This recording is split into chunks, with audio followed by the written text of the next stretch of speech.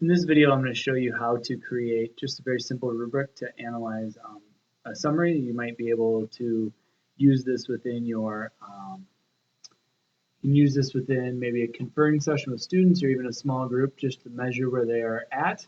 So what we'll do is once you're signed in, you'll come to design and you can go to the library and they have different rubrics that you can search from. I find this helpful if you want to get started and just be able to measure specifically or be able to see what some of the rubrics are out there. But for this one, I'm just going to show you how to create a new one. So we're going to do a new rubric. And the title is going to go here. So we'll just click there and go summary. And with that, what I would probably do is either put the learning target number for our district or potentially the if you have the standard that goes with it, that number, some way that you can track it later, and I'll show you where that comes in handy in a little bit.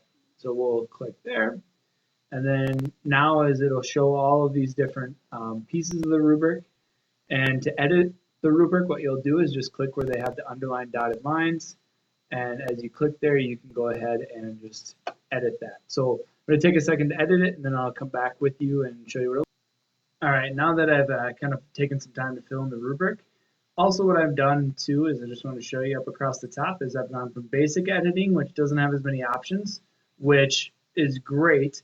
And then you can also switch between the student view and see what it would look like for the student when they were to see it, etc. So if I can do that, otherwise if I go teacher view, this will show me what I would see. Then I like to sometimes go to the advanced editing as well, which would allow me to come here and I can enter a tag. So maybe I can tag them by subject. So this is LA.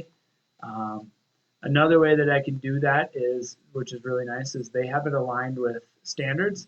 So if I click here, I can come and get the Common Core standards for language arts. And I can say, let's go 3rd grade and reading literature. And if I want to get to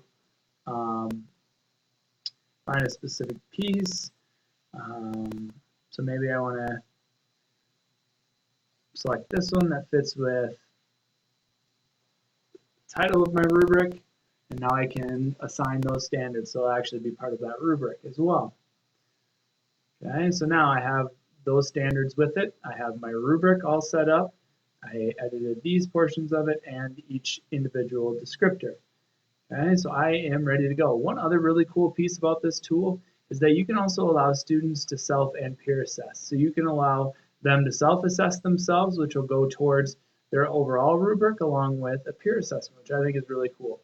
So once I've done all of this, okay, the other cool thing is that they get, you can give them badges as well, which I can talk about in an extra post, but that's, I think, a really cool motivation tool as well.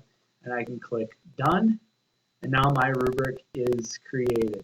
So that's kind of the basic of creating my rubric, and now in the next video I'll show you how to actually assess a student along with then some of the ways that you can allow them to assess themselves, and you assess them, but then the data that you can receive from it.